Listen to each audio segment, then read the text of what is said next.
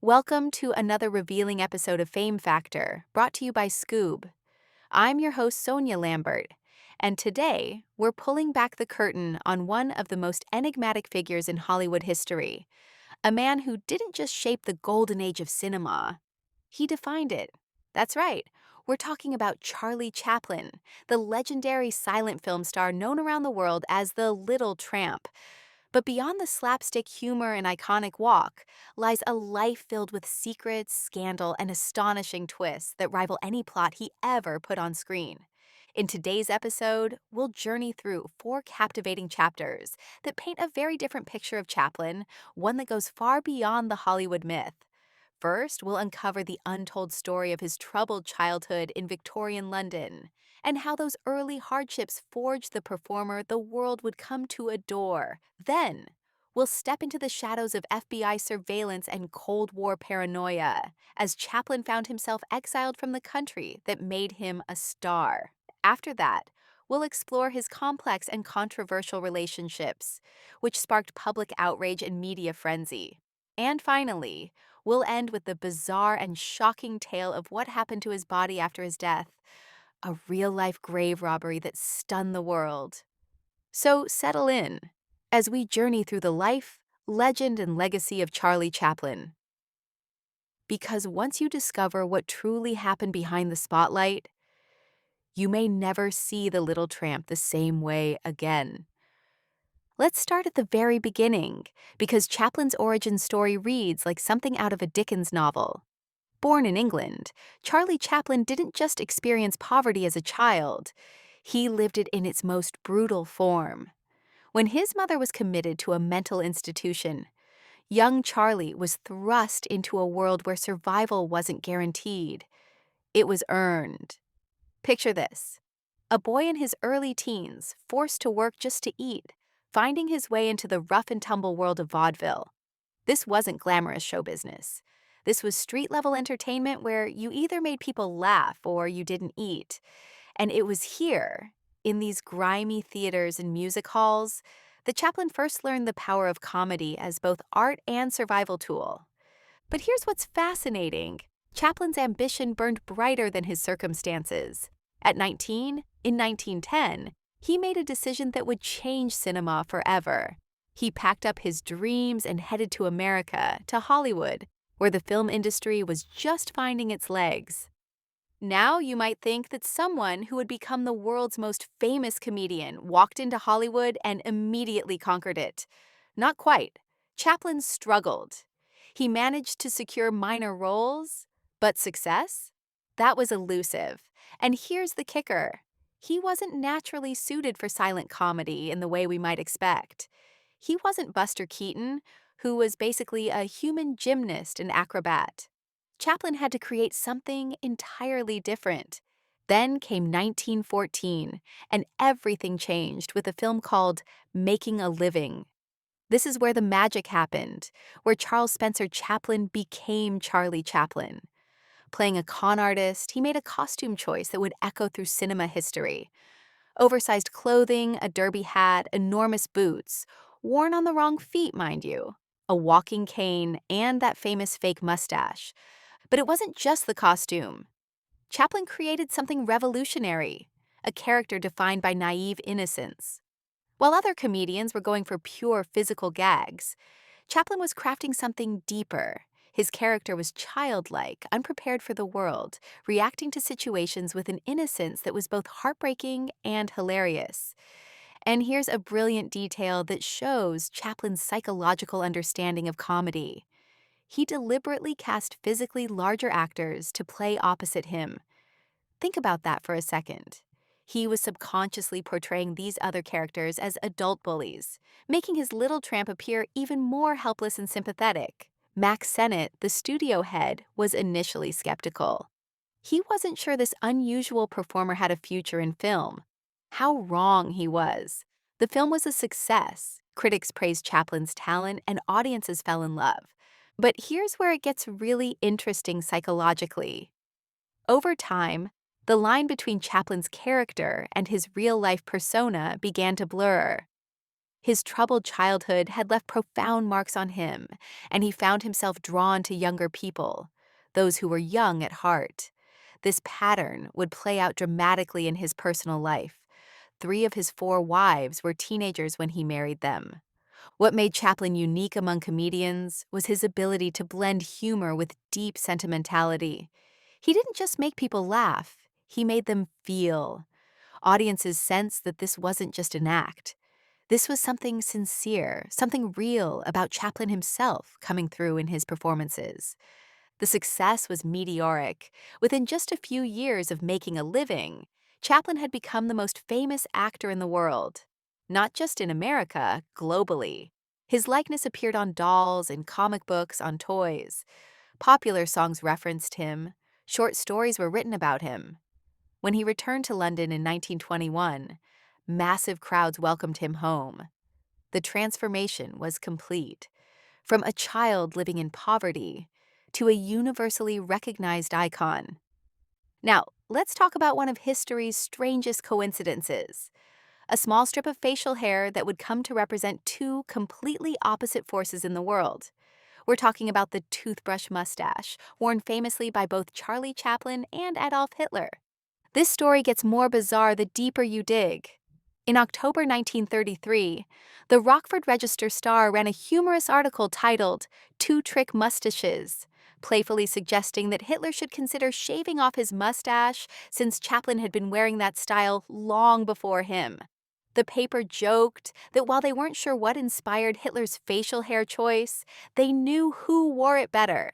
They'd rather see one Chaplin than 1,000 Hitlers. Little did they know how prophetic and dark that statement would become. Here's what's fascinating. This type of closely cropped mustache wasn't particularly uncommon at the time. Oliver Hardy, the larger half of Laurel and Hardy, sported similar facial hair. But the question that historians love to debate is this: who wore it first? When World War I broke out in August 1914, Chaplin was already gaining popularity as a rising film star, while Hitler remained a relatively obscure figure. It's highly unlikely either man knew the other existed. But here's where it gets really interesting. There's actually some question about whether Hitler even had any mustache at all in August 1914. One photograph from that era shows Hitler with a large walrus-style mustache, completely different from his later trademark look. Some historians suspect that Hitler's personal photographer, Heinrich Hoffmann, may have manipulated photographs to insert Hitler's famous mustache into historical images. There's speculation that an altered photo of young Hitler was inserted into a wider shot of a public assembly in Munich and featured in Hoffmann's 1932 photo book titled "Hitler as Nobody Knows Him." The mustache debate kept resurfacing. In 1935 and 1936, it came up again in connection with rumors about whether Chaplin's upcoming film would be cleared for distribution in Nazi Germany. By April 1939, as Chaplin was actively filming The Great Dictator, the comparison took on new significance. Hans Siemsen, a German journalist who had fled Nazi persecution in 1934, wrote in the Paris-based exile newspaper Die Zukunft that the small toothbrush mustache was the only resemblance between Chaplin and Hitler, whose ideologies and legacies could not have been more different. This wasn't just about facial hair anymore. It was about the symbolic power of image. Later, in 1960, Carl Schnog claimed in his booklet about Chaplin that the comedian had originally planned a scene for The Great Dictator, where his character looks in a mirror, sees a magazine photo of Hitler, and decides to shave off his mustache in response. While this story persists, it's never been corroborated by solid evidence. The irony wasn't lost on observers then or historians now. Here was a simple strip of facial hair that became an enduring symbol shared by 2 globally recognized figures. But while identical in style, its meaning diverged dramatically, representing cinematic humor on one hand and totalitarian infamy on the other. Here's where our story takes perhaps its most surreal turn. Picture this scenario. Adolf Hitler, the man whose regime would murder millions and plunge the world into its deadliest war, sitting in his private screening room, laughing at Charlie Chaplin films. According to some accounts, this actually happened. Rochus Misch, Hitler's former bodyguard, claimed that Hitler was known to enjoy Chaplin's work. Chaplin's films were reportedly screened for Hitler's personal entertainment, despite Chaplin's Jewish background, and the fact that his movies clearly contradicted core Nazi principles. This creates a mind-bending contradiction. The architect of the Holocaust enjoying films by a man his regime would have marked for death. But wait, the story gets more complicated. Albert Speer, Hitler's chief architect and later Minister of Armaments, completely contradicted this account in his memoirs. Speer claimed Hitler didn't care for exaggerated or slapstick-style comedies, including Chaplin's films. This raises a fascinating question. Could Hitler have possibly appreciated The Great Dictator, Chaplin's 1940 film that directly mocked and parodied him? Fritz Hippler, a Nazi filmmaker and propagandist, maintained in his book Die Verstrickung that Hitler did possess a genuine sense of humor. This opinion was shared by several people in Hitler's inner circle, including his photographer Heinrich Hoffmann and British socialite Unity Mitford. Mitford even claimed that Hitler occasionally mocked his own mannerisms, causing those around him to erupt in laughter. But here's where expert opinion comes in to complicate things further. Brigitte Hayman, one of Hitler's biographers, argued that Hitler was entirely incapable of laughing at himself and would have almost certainly taken offense at Chaplin's caricature rather than finding it amusing. Yet there are intriguing pieces of evidence suggesting Hitler had at least some capacity for humor. Joseph Goebbels recorded in his diary in December 1937 that he had given Hitler a Christmas gift of 30 top-rated films from the previous 4 years, along with 18 Mickey Mouse cartoons. Goebbels noted that Hitler was extremely pleased and genuinely delighted. Even more fascinating, personal records show that between June and November 1938, Hitler viewed several Laurel and Hardy films, which reportedly amused him greatly. So we have this bizarre image of history's greatest monster laughing at slapstick comedy while planning genocide. The contradictions between various eyewitnesses make it impossible to draw clear conclusions. But these scattered reports offer a disturbing glimpse into the complexity of evil. The idea that someone capable of such monstrous acts could also find joy in innocent comedy creates a cognitive dissonance that's almost too strange to process. While Hitler may have privately enjoyed Chaplin's films, Nazi propaganda certainly didn't. The regime launched a coordinated attack on Chaplin that reveals fascinating insights into how totalitarian governments handle criticism and cultural threats. Fritz Sonder, a Nazi journalist and propagandist, wrote a venomous piece titled A Dog Barking at the Moon, expressing strong disdain for Chaplin's evasion of military service during World War I. He accused Chaplin of being a cunning opportunist who exploited the war to amass wealth through his film Shoulder Arms. Sander's attack was methodical and personal. He portrayed Chaplin as audacious and hypocritical for criticizing Hitler while having abstained from military service himself. In typical Nazi fashion, he compared Chaplin's moral, intellectual, and spiritual qualities to Hitler's, declaring the dictator superior in every way. The propaganda incorporated elements that had been circulating since 1926, but Sander added his own twisted narrative. He suggested that Chaplin's upbringing in London's infamous Whitechapel neighborhood had negatively impacted his character, using class and geographic prejudice as weapons. According to Sander, Chaplin's agents had orchestrated a highly publicized European tour to erase the image of his World War I military service avoidance. While Chaplin was initially welcomed like royalty in London, Sander claimed his alleged arrogance and inappropriate behavior caused him to lose the British royal family's favor. The propaganda got specific. Sander claimed that Chaplin had a dinner invitation from British Prime Minister Ramsay MacDonald cancelled without being informed. He suggested similar inappropriate behavior occurred in Germany and France during Chaplin's 1931 visits. What's interesting is what Sander chose to omit.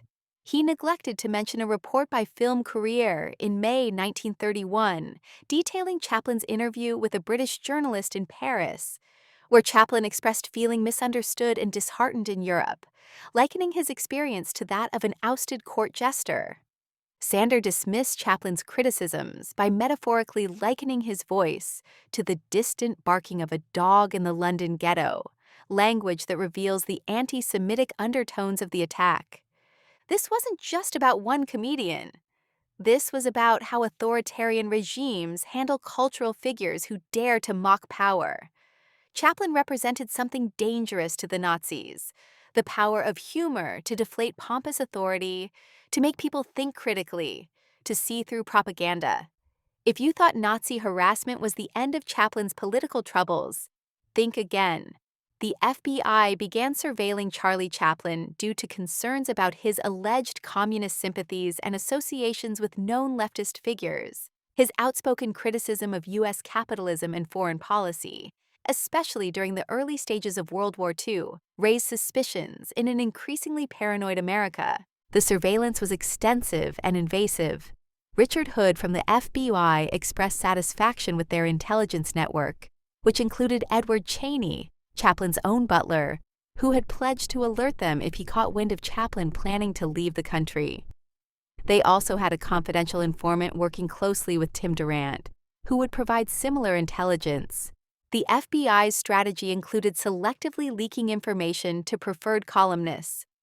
On February 26, 1944, they sent an exclusive piece to Walter Winchell about Chaplin's friend Robert Arden, originally Rudolf Kleiber from Austria. They depicted Arden as a person with a history of unpaid debts and suspicious deals, someone who had been expelled from the Canal Zone as undesirable and had reemerged on the West Coast under a new identity. Similar stories were dispatched to columnist Hedda Hopper. But the FBI's case was complicated by their key witness, Joan Barry, who had accused Chaplin of violating the Mann Act.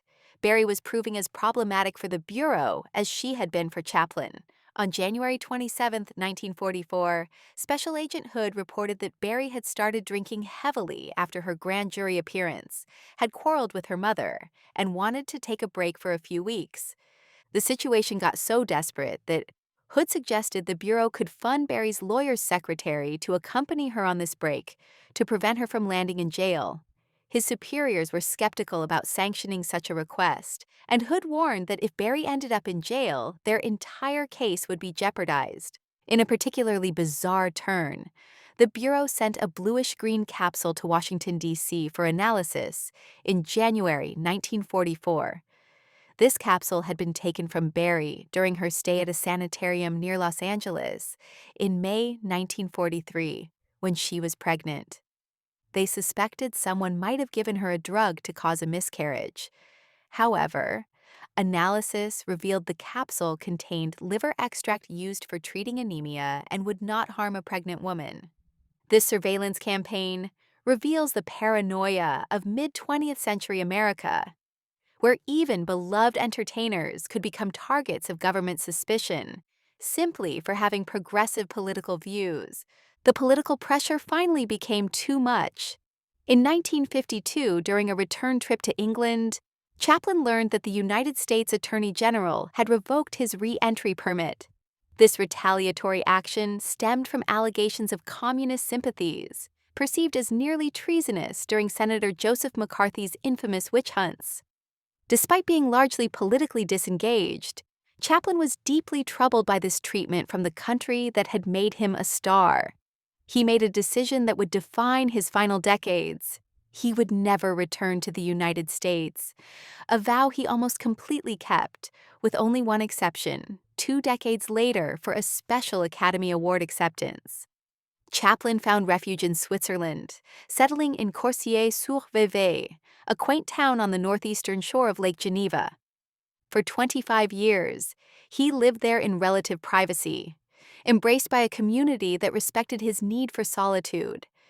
It seemed like the perfect ending to a tumultuous life, peace, family, and quiet dignity in his final years. But even death couldn't bring Chaplin the tranquility he deserved. In March 1978, just 3 months after his burial, the local cemetery caretaker made a shocking discovery. Chaplin's grave had been disturbed, his final resting place nothing more than a muddy hole surrounded by tire tracks and footprints. Someone had stolen Charlie Chaplin's body. The residents of Corsier-sur-Vevey and Chaplin's family were baffled. Media speculation ran wild. Neo-Nazis seeking revenge, anti-Semites, obsessed fans. Perhaps zealous Englishmen wanting to repatriate Chaplin's body to his homeland? The truth was both simpler and more sordid. The thieves contacted Chaplin's home, demanding a ransom of 600,000 Swiss francs for the return of his remains. This wasn't ideology. It was plain old greed. Here's where Chaplin's character shines through even after death. Throughout his lifetime, he had firmly opposed negotiating with kidnappers, insisting that no ransom should be paid, a stance prompted by past threats against his children.